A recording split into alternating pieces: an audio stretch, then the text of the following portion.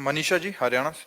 राधे राधे महाराज। राधे राधे महाराज जी। महाराज जी, भक्ति मार्ग में कौन कौन सी अवस्थाएं आती हैं? एक साधक वो अवस्था किस अवस्था में है, कैसे जाने महाराज जी?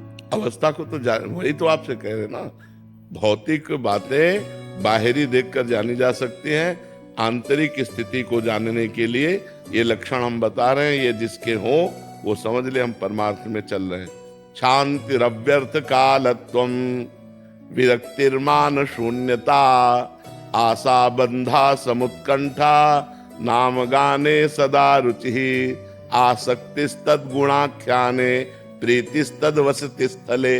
अब इसकी व्याख्या करते हैं। शांति, हमको कोई गाली दे, हमें कोई मारे, हमें कोई फर्क ना पड़े। पहला लक्षण। जब भगवान कपिल देव जी संत का लक्षण बताते हैं तो उसमें भगवान तितिक्षवा कारुणिका, पहला लक्षण तितिक्षण।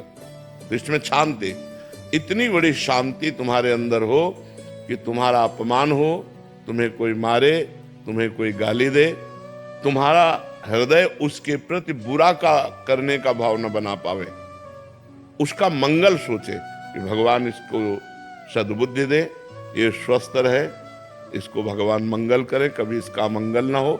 किसके प्रति? जो हमें मार रहा है, जो हमें गाली दे रहा है, जो हमारी निंदा कर रहा है, जो हमारा अपमान कर रहा है।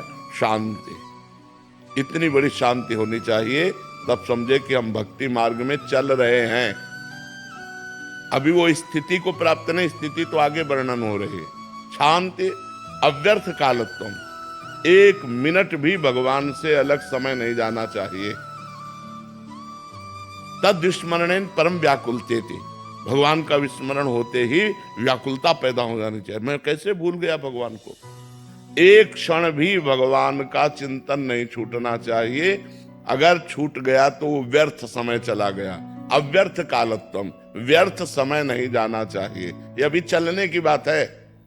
शांति अव्यर्थ कालत्वम, विरक्तिर, लोक परलोक के भोगों से वैराग्य, किसी के भी भोग भोगने की इच्छा नहीं। ये जो भक्ति का साधक है उसकी जो ऊंचाई होती है वो होती है विरक्तिर। और फिर मान शून्यता, अपने में कोई सद्गुण ना देखना, अपने को अधम और नीच मानना और दूसरे में सद्गुण देखना, स्वयं अमानी रहकर दूसरों को मान देना, दूसरों का सत्कार करना, लेकिन जब अपना मान हो तो दुख होना कि मैं इस योग्य नहीं हूं, मैं तो नीच हूं, मैं अधम हूं।